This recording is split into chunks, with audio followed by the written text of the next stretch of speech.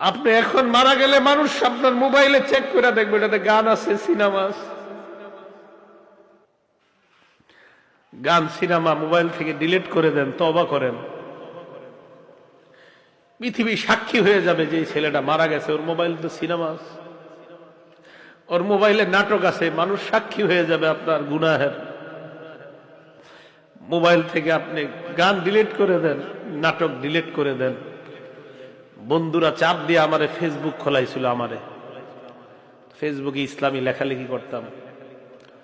কিছুদিন পর বুঝতে পারলাম এখানে সময়ের লেখালেখি যদিও আমি করি, মানসিক যুদ্ধে লিপ্ত হইতে হয় ফেসবুকে। মানুষ পক্ষে লেখে, বিপক্ষে লেখে। পার্মানেন্টলি আমি ডিলিট করে দিছি, আমার কোনো ফেসবুক নাই। আমার জীবন কি চলে না বলেন? চলে, আগের চেয়ে ভালো চলতেছে। আমি যুবক ভাই যারা আছেন, যাদের মোবাইলে গান আছে, আপনি একবার ভাবেন, আপনি মারা যাওয়ার পর আপনার মোবাইল তো আপনার অন্যরা চেক করবে, যারা আপনার খুব ভালো জানে, চেক করে দেখবে ওখানে গান, সিনেমা, নাটক, এমন অশ্লীল কিছু আছে কল্পনাও করতে পারবে না। ছি ছি, ওর মোবাইলে এগুলো,